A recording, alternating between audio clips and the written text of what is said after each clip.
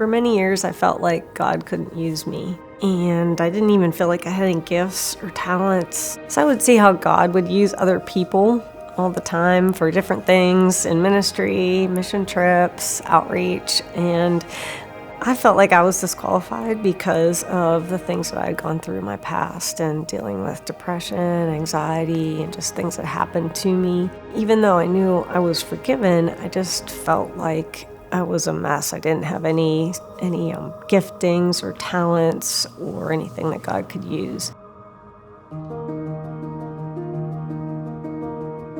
Well, I work in the accounting department at Victory Family Church, and I receive all the mission letters.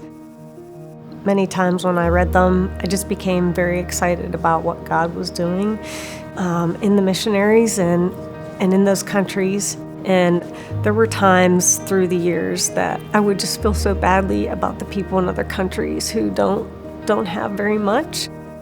And then during the 21 days of prayer, I just felt like I needed to surrender to Him. And I said, God, if you want me to go, I'll go. I didn't know what that meant at the time. I felt called to go on a mission trip. Then I started to pray about where He might have me go, and I felt led that it would be Nicaragua. I was very concerned about raising the funds and getting a passport in time and all those different things, and having a sitter for my dogs. I just sort of went into a panic. I was excited but nervous at the same time. So when I was getting ready for the trip, I went to LL Bean, and when I walked in, this lady approached me and she was asking how she could help. And I was telling her that I was going on a mission trip to Nicaragua. And I couldn't believe it because she said that she had gone on a mission trip to Nicaragua, Costa Rica, and Guatemala. And she just started to take such good care of me. And on top of all that, she had given me a significant discount on everything just because of what I was doing.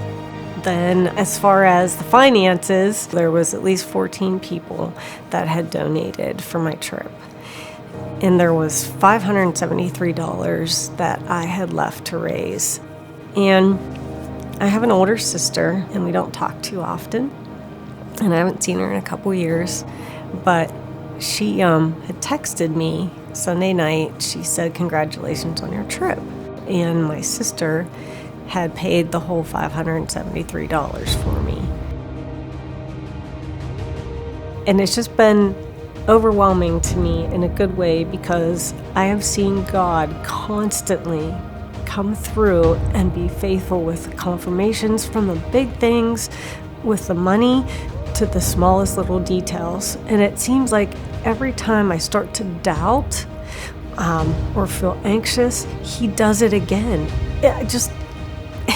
It's just incredible.